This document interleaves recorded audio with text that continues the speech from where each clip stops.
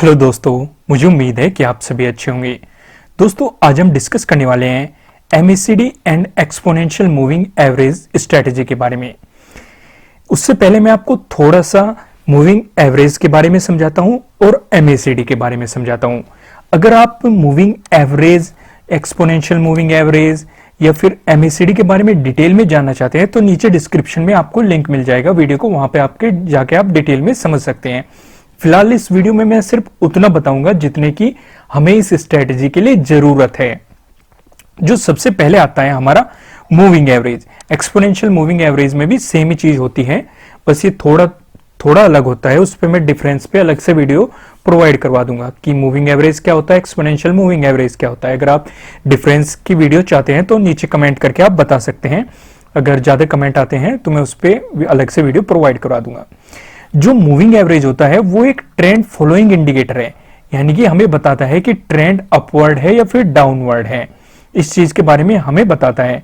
Price movement indicator भी है, यानी कि प्राइस अप जाने वाला है या फिर डाउन जाने वाला है, मतलब किस डायरेक्शन में जाने वाला है वो भी ये हमें बता देता है।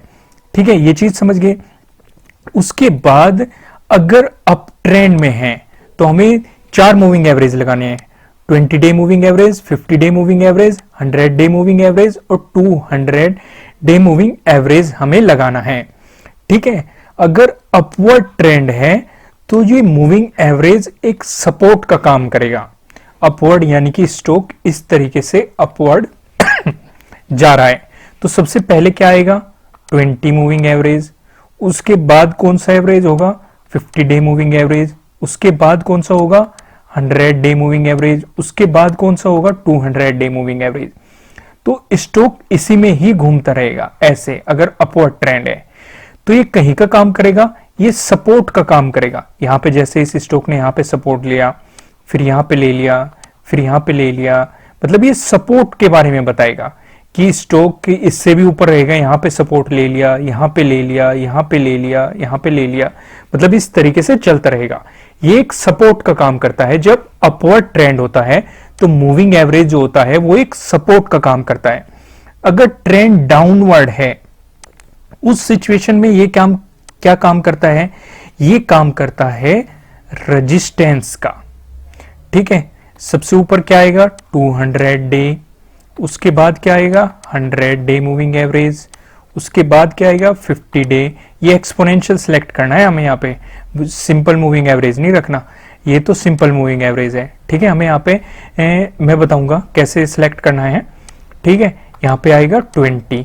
ठीक है, ट्रेंड क्या है हमारा? डाउनवर्ड। अगर डाउनवर्ड है तो स्टॉक गिर रहा होगा तो वो क्या करेगा? रेजिस्टेंस करेगा। नीचे आया, यहां पे रेजिस्ट करके चला गया। अगर इसे ब्रेक कर दिया तो यहां से रेजिस्ट करके फिर आ गया। इससे भी अगर ब्रेक कर दिया तो यहां से आ गया, यानी कि ये एक रेजिस्टेंस की तरह काम करता है। ये चीज समझ गई। मूविंग एवरेज में बस यही काम हमारी स्ट्रेटेजी में आने वाला है। लेकिन अगर आप डिटेल में समझना चाहते हैं कि मूविंग एवरेज क्या होता है, एक्सपोनेंशियल मूविंग एवरेज क्या होता है, तो उसका लिंक आपको नीचे डिस्क्रिप्शन में मिल जाएगा।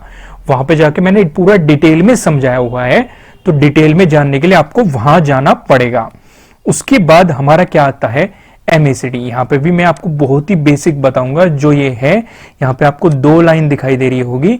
जब ब्लैक वाली लाइन रेड वाली लाइन को कट करके ऊपर जाएगी तब बाई का सिग्नल मिलता है।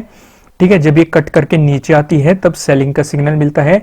जैसे यहाँ पे ब्लैक वाली लाइन कट करके नीचे आई तो यहां से क्या मिला? सेलिंग का सिग्नल। यहां से ब्लैक वाली लाइन रेड वाली लाइन को कट करके ऊपर गई तो यहां से क्या मिला? बाई का सिग्नल। दूसरा, आपको अकेला एक ही इंडिकेटर नहीं लगाना। ये मैं आपको हर वीडियो में बताता हूं। आपको 2-3 इंडिकेटर से क्रॉस वेरीफाई करना है। कम से कम 2 इंडिकेटर से तो वेरीफाई करना है। एक ही इंडिकेटर के भरोसे बिल्कुल भी नहीं चलना। उससे हमें एग्जैक्ट पोजीशन मिल जाती है एग्जिट करने की और एंट्री करने की। एमएसीडी के बारे में मैं फिलहाल इतना ही बताऊंगा। ये बेसिक सा है जिसकी हमें जरूरत पड़ने वाली है। अगर आप डिटेल में जानना चाहते हैं कि एमएसीडी क्या होता है तो उसका लिंक आपको नीचे डिस्क्रिप्शन में मिल जाएगा। वहां से जाके आप इसे डिटेल में समझ सकते हैं। अब हम चलते हैं सीधे चार्ट पे, जहां पे मैं आपको इस स्ट्रेटेजी को समझाने वाला हूं। चार्ट पे जाने से पहले मैं आपको कहूंगा इस वीडियो को लाइक जरूर कीजिएगा। आपकी ये स्ट्रेटेजी बहुत ही अच्छी लगने वाली है। देखो दोस्तों, यहां पे हम आ चुके हैं चार्ट पे। यहाँ पे मैंने निफ्टी बैंक सिलेक्ट किया हुआ है। ठीक है, आप किसी स्टॉक को भी सिलेक्ट कर सकते हैं, निफ्टी 50 को भी सिलेक्ट कर सकते हैं। मैंने निफ्टी बैंक क्यों सिलेक्ट किया हुआ है? निफ्टी बैंक मैंने इसलिए सिलेक्ट किया हुआ है क्योंकि बहुत सारे या ज्यादातर लोग निफ्टी 50 या फिर निफ्टी बैंक में ही इंट्राडे करना पसंद करते हैं और उसी से रिलेटेड वो स्ट्रेटेजी सर्च करते रहते हैं। तो इसलिए मैंने निफ्टी बैंक सिलेक्ट कर लिया है। मैं आपको इस सारी स्ट्रेटेजी को यहीं पे ही समझाने वाला हूं। फिर भी अगर आप किसी और स्टॉक में भी आप सेम ही अप्लाई कर सकते हैं, बस आपको इसे समझना है। स्टॉक से कोई भी फर्क नहीं पड़ता, स्ट्रेटेजी सेम ही होती है, वो हर जगह सेम ही काम करती है। यहाँ पे आप SBI डालो या फिर HDFC डालो या फिर रिलायंस डालो या फिर मारुति डालो, कुछ भी डालो, सेम ही स्ट्रेटेजी काम करेगी। तो इसे आप ध्यान से समझो। तो सबसे पहले तो हम टाइम फ्रेम सिलेक्ट करते हैं। यहाँ पे हमें सिलेक्ट करना है 5 मिनट। ठीक है, इंट्राडे के लिए मैं ज्यादातर प्रीफर करता हूं 5 मिनट, लेकिन आप क्रॉस चेक कर सकते हैं कहां पे, 15 मिनट पे भी, 30 मिनट पे भी, 1 आवर पे भी। ठीक है, 1 डे पे भी देख सकते हैं कि क्या चल रहा है, अपवर्ड डाउनवर्ड, अलग अलग स्ट्रेटेजी होती है। ये क्रॉस चेक करने का अलग एक तरीका होता है। अगर आप जानना चाहते हैं कि हम सेम स्ट्रेटेजी को अलग अलग टाइम फ्रेम पे कैसे मतलब वेरीफाई करते हैं, चेक करते हैं कि ये सही है कि नहीं, उसके बारे में जानना चाहते हैं तो आप मुझे कमेंट करके बता सकते हैं। मैं उस पर आपको अलग से एक वीडियो प्रोवाइड कर दूंगा। फिलहाल हम इस स्ट्रेटेजी को समझते हैं। यहां पे मैं सबसे पहले तो एक MACD इंडिकेटर लगा लेता हूं। MACD मैंने सिलेक्ट किया, MACD मैंने इंडिकेटर लगा लिया। उसके बाद मैं मूविंग एवरेज लगा लेता हूं। ठीक है, यहां पे मूविंग एवरेज एक्सपोनेंशियल सिलेक्ट करना है हमें। एक्सपोनेंशियल में 4 सिलेक्ट कर लेता हूं। ठीक है, क्योंकि हमें 4 लगा ले हैं ना। तो सबसे पहले तो हम लगाते हैं 20 लगा लिया। उसके बाद हम लगाते हैं 50। इसका कलर चेंज कर देते हैं। कलर हम इसका कर देते हैं ये वाला। ठीक है, ये तो शायद दिखाई नहीं देगा, ये वाला कर देते हैं। ठीक है, 50 होगा। उसके बाद हमें लगाना है 100 सिलेक्ट कर लिया। इसका भी कलर चेंज कर देते हैं, इसका कलर कर देते हैं ये 100 लग गया। उसके बाद हमें लगाना है 200। इसका कलर करते हैं हम रेड और इनपुट दे देते हैं 200 डे मूविंग एवरेज लगाना है। ठीक है, ये मैं कहां पे कर रहा हूं? ये मैं मतलब ट्रेडिंग व्यू पे कर रहा हूं। ये जीरोधा के अंदर ही होता है। जीरोधा का मैंने अकाउंट बनाया है, उसी के अंदर ये मिल जाता है। नहीं तो अगर आप ट्रेडिंग व्यू पे अपना अकाउंट बनाना चाहते हैं फ्री में, तो उसका लिंक आपको नीचे डिस्क्रिप्शन में मिल जाएगा। ये बहुत ही अच्छा मतलब सॉफ्टवेयर है चार्ट के लिए, तो इसे आप फ्री में ही इस पे अपना अकाउंट क्रिएट कर सकते हैं। लिंक नीचे डिस्क्रिप्शन में है। अब यहाँ पे क्या होता है, इसे चीज को ध्यान से समझो। मैंने आपको पहले क्या बताया था कि ये जो इंडिकेटर है, ये जो मूविंग एवरेज है, ये बताते हैं हमें ट्रेंड को। ट्रेंड को कैसे बताएगा कि सबसे ऊपर कौन सा है, ये कौन सा है, 20 वाला, ये दिखाई दे रहा होगा आपको। ब्लू कलर किसका है, 20 का। 50 का क्या है, ये दिखाई दे रहा होगा। फिर आपको 100 का दिखाई दे रहा होगा, 200 का दिखाई दे रहा होगा। ये चीज दिखाई देगी। अगर ये इस रेशो में है, ऊपर सबसे कम, फिर उससे ज्यादा, फिर उससे ज्यादा, फिर उससे ज्यादा, यानी कि ट्रेंड कहीं का है अपवर्ड, ट्रेंड चेंज हो चुका। ये चीज आप यहाँ पे लाइव समझ गए, यहाँ पे आपको दिखाई दे रहा होगा। मैं आपको पीछे ले चलता हूं जिससे मैं आपको समझा दूं कि ट्रेंड डाउनवर्ड कैसे होता है। अब देखो यहाँ पे ट्रेंड डाउनवर्ड है। नीचे कौन सा है, ब्लू वाला। ब्लू वाला कौन सा था, 20 वाला, ये दिखाई दे रहा होगा आपको। फिर ये 50 वाला ये रहा, ये दिखाई दे रहा होगा। ठीक है, फिर उसके बाद आपको ये 100 वाला, और फिर ये सबसे ऊपर 200 वाला, यानी कि अब सबसे ऊपर 200 है, फिर उससे नीचे 100 है, फिर उससे नीचे 50 है, फिर उससे नीचे 20 है। अब ये क्या बता रहा है कि ट्रेंड डाउनवर्ड है। और ये हमें जानना क्यों जरूरी होता है कि ट्रेंड कब अपवर्ड है, कब डाउनवर्ड है। इससे बेनिफिट क्या मिलता है कि अगर ट्रेंड डाउनवर्ड होगा तो हमें सिर्फ सेलिंग के लिए अपॉर्चुनिटी देखनी है, हम उसमें बाय नहीं करेंगे। क्योंकि अगर हम बाई करेंगे तो बहुत बड़ा लॉस भी हो सकता है। भले ही हमें प्रॉफिट हो जाए, लेकिन लॉस होने की प्रोबेबिलिटी ज्यादा रहती है। ट्रेंड ही हमारा सबसे अच्छा दोस्त होता है, हमें ट्रेंड की डायरेक्शन में ही ट्रेड लेने हैं। तो तो ये चीज आपको समझ गई कि अगर डाउनवर्ड है तो हम सिर्फ सेलिंग की अपॉर्चुनिटी देखेंगे, ठीक है।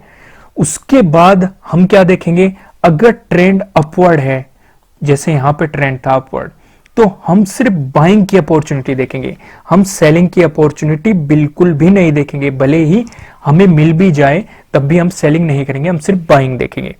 दूसरा मैंने आपको क्या बताया था कि ये सपोर्ट की तरह काम करता है और रेजिस्टेंस की तरह काम करता है।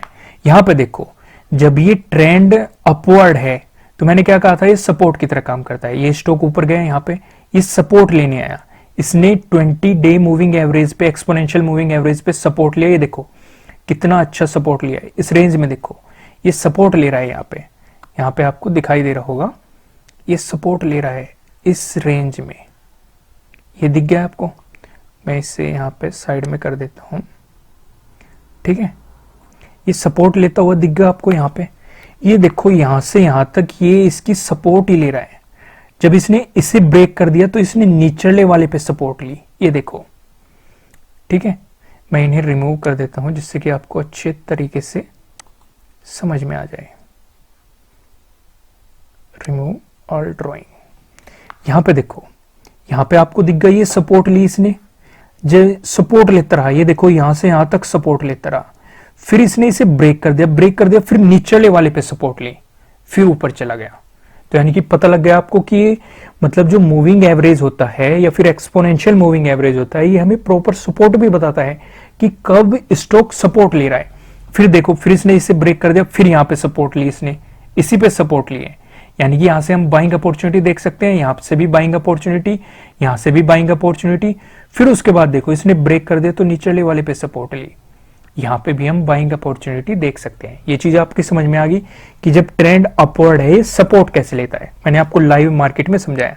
अभी हम पीछे चलते हैं, जब ट्रेंड डाउनवर्ड होता है तो तब ये रेजिस्टेंस की तरह काम करता है। यहां पे देखो, यहां पे ट्रेंड डाउनवर्ड होगा, ये मतलब सबसे छोटा नीचे आएगा, फिर उससे ऊपर उससे बड़ा, उससे ऊपर उससे बड़ा, और सबसे ऊपर सबसे बड़ा। तो यहां पे नीचे आएगा, ये देखो इसने यहां पे रजिस्ट किया, फिर नीचे आया, फिर इसने ब्रेक कर दिया तो सेकंड वाले पे रजिस्ट किया, सेकंड वाले को ब्रेक कर दिया तो थर्ड वाले पे रजिस्ट किया, रेजिस्टेंस की तरह काम कर रहा है ये लाइव है। अभी मैंने उससे पहले अभी आपको मैंने थ्योरेटिकल समझाया था, यहाँ पे मैं आपको लाइव प्रैक्टिकल समझा रहा हूं कि ये चीजें कैसे सपोर्ट का काम करती है और कैसे रेजिस्टेंस का काम करती है। यहाँ पे आपको साफ साफ दिखाई दे रहा होगा ये रेजिस्टेंस का काम कर रही है, यानी कि यहां से हम सेलिंग अपॉर्चुनिटी देख सकते हैं, क्योंकि हमें पता लग गया ये रेजिस्टेंस की तरह काम कर रही है, ट्रेंड डाउनवर्ड है, तो जब इसके नजदीक आवे कुछ क्वांटिटी सेल कर दो, और ये देखो कितना अच्छा खासा प्रॉफिट होता है अगर हम इस स्ट्रेटेजी को इस्तेमाल कर दें। सेलिंग हमें कब करनी है, जब ये इसके आसपास आए, यहां से नीचे आगा तो यहां पे देखो फिर रजिस्ट किया, यहां पे गया, फिर से हम सेल कर सकते हैं, फिर यहां पे आया, फिर रेजिस्टेंस की तरह काम करा। जब ये इसे ब्रेक कर देगा तो ये नेक्स्ट वाले पे जाएगा, उसकी तरह रेजिस्टेंस का काम करेगा। तो ये चीज आप समझ गए। मैंने आपको क्या बताया, मैंने आपको दो चीज बता दी कि ट्रेंड को कैसे पहचानना है, मूविंग एवरेज से, एक्सपोनेंशियल मूविंग एवरेज से, कि ट्रेंड अपवर्ड है या ट्रेंड डाउनवर्ड है। मैंने आपको पहले थ्योरेटिकल बताया, फिर प्रैक्टिकल बता दिया। फिर दूसरी चीज मैंने क्या बताई कि हमें सपोर्ट को कैसे पहचानना है और रेजिस्टेंस को कैसे पहचानना है। वो सारी चीजें मैंने आपको लाइव मार्केट में लाइव दिखा दी कि कोई सा भी ट्रेंड हो, हमने वो चीज पहचान लेनी है कि अब क्या हो रहा है, कहां पे सपोर्ट ले रहा है, कहां पे रेजिस्टेंस का काम कर रहा है। ये चीज आपकी समझ में आ गई। अब हम बात करते हैं स्ट्रेटेजी की। अब मैंने एक पार्ट तो आपको समझा दिया, मेन यही पार्ट था, क्योंकि हमें यहीं से पता लगाना है कि कब सेलिंग करनी है, कब बाइंग करनी है, और उस सेलिंग का सही समय है या सही समय नहीं है उसका पता लगाना है हमें इंडिकेटर से, क्रॉस वेरीफाई करना है MACD पे। अगर दोनों सिग्नल दे देंगे तो हम उसे बाई कर लेंगे या सेल कर लेंगे। अब उसे समझते हैं, इसे ध्यान से समझो, ठीक है। यहां पे देखो, यहां पे मैंने क्या बताया था कि यहां पे जब ब्लू लाइन इस रेड वाली लाइन को कट करके ऊपर जाएगी, देखो हर उसमें अलग अलग कलर हो सकता है, ठीक है। कहीं पे आपको ये रेड दिखाई देगी, ये ब्लैक दिखाई देगी, पर उससे कोई फर्क नहीं पड़ता कौन सी लाइन किस चीज को रिप्रेजेंट कर रही है, बस उसे समझो। यहां पे समझो, अगर ब्लू लाइन इस रेड वाले को कट करके ऊपर जाएगी तो हमें क्या मिलेगी, बाइंग का सिग्नल। अगर ये ब्लू वाली लाइन रेड वाली लाइन को कट करके नीचे जाएगी तो तब हमें क्या सिग्नल मिलेगा, सेलिंग का सिग्नल मिलेगा। ये चीज आप समझ गए। तो यहां पे ब्लू वाली लाइन रेड वाली लाइन को कट करके ऊपर आ गई, तो इसने बाइंग का सिग्नल दे दिया, और ये भी ऊपर है, इसने भी बाइंग का सिग्नल दे दिया। तो यहां से दोनों सिग्नल मिल गए, तो हम क्या कर सकते हैं, बाइंग कर सकते हैं। ये देखो कितना अच्छा खासा प्रॉफिट हुआ। अगर हमने इस स्ट्रेटेजी का इस्तेमाल किया होता तो हमें यहां तक प्रॉफिट मिलता। अभी मैं ये MACD का हट गया, मैं दोबारा लगा लेता हूं, MACD, ये लग गया। ठीक है, ये चीज समझ में आ गई यहां पे कि हमें कितना अच्छा खासा प्रॉफिट होता। अब यहां पे देखो, इसने यहां पे कट करके सेलिंग का सिग्नल दे दिया यहां पे, और इसने भी नीचे आना शुरू कर दिया, लेकिन हम सेल नहीं करेंगे। क्यों नहीं करेंगे, मैंने अभी समझाया, क्योंकि ट्रेंड अपवर्ड है। हम सिर्फ और सिर्फ बाइंग की अपॉर्चुनिटी देखेंगे। क्योंकि क्या होता है, अगर ट्रेंड अपवर्ड होता है, स्टॉक ऊपर की तरफ जाता रहता है, तो थोड़ी बहुत प्रॉफिट बुकिंग आती है। यानी कि जो लोग प्रॉफिट कमा चुके हैं अपना प्रॉफिट बुक करके वहां से एग्जिट होते हैं, तो इसलिए स्टॉक थोड़ा सा नीचे आता है। ठीक है, लेकिन यहां पे इसने सेल का सिग्नल दिया, तो हम सेल नहीं करेंगे। यहां पे इसने सपोर्ट ले लिया, सपोर्ट ले लिया, तो हमें क्या सिग्नल मिला, बाय करने का। यहां से बाय करना है, लेकिन हम नीचे गए, MACD पे क्रॉस चेक करा, तो MACD ने अभी बाय का सिग्नल नहीं दिया, तो हम बने रहेंगे, इंतजार करेंगे। ये देखो इसने कितना बड़ा सपोर्ट लिया यहां तक। ठीक है, तो यही तो हमें मतलब धैर्य रखना होता है, पैसेंस रखना पड़ता है मार्केट में अगर प्रॉफिट कमाना है। क्योंकि अगर आप यहीं से ही बाइंग कर लेते तो देखो यहां से नीचे भी जाता है, तो आपका लॉस हो जाता, या फिर आप लॉस में निकलते। तो जो इसने इंतजार किया होगा, जो इस तरह की चीजों को जानता है, जो इस स्ट्रेटेजी को जानता है, इसलिए तो मैं आपको कहता हूं कि हर वीडियो को पूरा देखो, एंड तक देखो, क्योंकि कोई चीज मिस नहीं होनी चाहिए। अगर कोई चीज कहीं मिस होगी तो उसमें लॉस आपका है, किसी और का नहीं है। तो यहां पे हमने इंतजार किया, इसने इसे भी ब्रेक कर दिया, नीचे सपोर्ट लिया, फिर हमें बाइंग का सिग्नल मिला, हम फिर MACD पे गए, MACD ने भी बाइंग का सिग्नल दे दिया, तो हम यहां से बाइंग कर लेंगे। ये देखो कितना अच्छा खासा प्रॉफिट हुआ, यहां पे ये चीज समझ गए। अब हम चलते हैं डाउन ट्रेंड में। ये तो समझा दिया मैंने आपको। अप ट्रेंड में देखो, इसे क्रॉस वेरीफाई जरूर करना, पीछे जा जाके वेरीफाई करना, या फिर पेपर ट्रेडिंग करना, मार्केट में वेरीफाई करना, उसके बाद ही अप्लाई करना। क्योंकि पैसा आपका है, प्रॉफिट भी आपका होगा, लॉस भी आपका होगा। अपने इन्वेस्टर की सलाह ले, अपनी रिसर्च करे, पेपर ट्रेडिंग करे, उसके बाद ही अपने रियल मनी को लगाओ। ये नहीं कि आंख बंद करके कोई भी स्ट्रेटेजी देखी और उसे इंप्लीमेंट करना शुरू कर दिया और लाइव पैसे से सीख रहे हैं, इसमें आपके लॉस बढ़ सकते हैं। ठीक है, फिलहाल आप यहां पे समझो, ये चीज मैं आपको समझा चुका कि डाउन ट्रेंड कैसे होता है और सपोर्ट और रेजिस्टेंस क्या होता है। यहाँ पे डाउन ट्रेंड है, हमें साफ साफ पता चल रहा है, क्योंकि सबसे छोटा नीचे है, उससे ऊपर बड़े वाला है, उससे ऊपर उससे बड़े वाला है, और सबसे ऊपर सबसे बड़े वाला है। यहाँ पे ये रेजिस्टेंस की तरह काम कर रहा है। तो जब भी इसके नजदीक आएगा तो हमें क्या करना है, यहाँ पे रजिस्ट करेगा तो हमें सेल कर देना है। ठीक है, यहाँ पे इसके आसपास आया, ये देखो यहाँ से इसके आसपास आया, लेकिन नीचे हमने क्रॉस चेक करा तो हमें सेलिंग का सिग्नल नहीं मिला, तो हम इंतजार करेंगे, इसे रजिस्ट करने दो।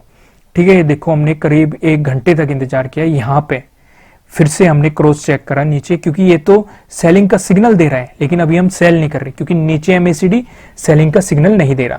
देखो यहाँ पे MACD ने सेलिंग का सिग्नल दे दिया, क्योंकि ब्लू लाइन रेड वाली लाइन को कट करके नीचे आ गई, तो यहां से हम सेल कर देंगे। ये देखो कितना अच्छा खासा प्रॉफिट हुआ यहां तक। ये चीज आप समझ गए। इस पे हम अलग से बात करेंगे कि कब एंट्री लेनी है, कब एग्जिट लेनी है, मैं आपको हर वीडियो में बताता हूं। अगर आपका 1% भी प्रॉफिट हो रहा है, उसे लेके निकल लो, या कुछ ही पॉइंट, ठीक है, 70 या 100 पॉइंट भी बहुत ज्यादा पॉइंट होते हैं निफ्टी बैंक में। ठीक है, क्योंकि 100 पॉइंट पे आपके लगभग 2500 रुपए बन जाते हैं। ठीक है, तो सफिशिएंट होते हैं एक लोट में। मैं एक लोट की बात कर रहा हूं, अगर आपने 2 लोट कर रखे हैं तो 5000 बन जाएंगे। ठीक है, आपको 100 पॉइंट 70 पॉइंट मतलब ज्यादा लालच नहीं करना, लालच ही आपका नुकसान कर देता है। फिर यहाँ पे इसने इसे कट करके ऊपर चला गया, फिर यहाँ पे ये नेक्स्ट डे का है, यहाँ पे फिर से ये रेजिस्टेंस की तरह काम कर रहा है, पर लेकिन हमें अभी सेलिंग नहीं करनी, क्योंकि नीचे से हमें सेलिंग का सिग्नल नहीं मिल रहा। तो इस दिन हम सेलिंग नहीं करेंगे, क्योंकि यहाँ से कोई भी सेलिंग का सिग्नल नहीं मिल रहा है। ये सेलिंग का सिग्नल दे रहा था, लेकिन MACD सेलिंग का सिग्नल नहीं दे रहा था। इस दिन हम किसी और स्ट्रेटेजी का इस्तेमाल कर सकते हैं। इसी तरह की और स्ट्रेटेजी आपको नीचे डिस्क्रिप्शन में मिल जाएगी, वहां से जाके आप सारी वीडियो को डिटेल में देख सकते हैं, क्योंकि एक ही स्ट्रेटेजी हर रोज काम नहीं करती। हर रोज आपको अलग अलग अगर प्रॉफिट निकालना है तो अलग अलग स्ट्रेटेजी को मतलब क्रॉस चेक करना पड़ता है कि इस दिन आज इस स्ट्रेटेजी से प्रॉफिट कमा लेते हैं, आज इस स्ट्रेटेजी से। एक चीज और ध्यान रखना, ज्यादा स्ट्रेटेजी हमें नहीं लगानी, ठीक है। गिनी चुनी आपके पास 4, 5, 6 स्ट्रेटेजी होनी चाहिए जिसके थ्रू आपको प्रॉफिट निकालना है। अगर ज्यादा स्ट्रेटेजी पे काम करोगे तो आप बिचल जाओगे कि किस दिन कौन सी स्ट्रेटेजी लगानी है। अपनी रिसर्च करो, थोड़ी बहुत स्ट्रेटेजी से ही काम करो। तो ठीक है दोस्तों, आपको ये वीडियो अच्छी लगी होगी, इसे लाइक जरूर कीजिएगा। इसी तरह की और स्ट्रेटेजी देखने के लिए आप हमारे चैनल को सब्सक्राइब कर सकते हैं। फिर मिलेंगे किसी नेक्स्ट वीडियो में किसी अच्छे कंटेंट के साथ। Thank you.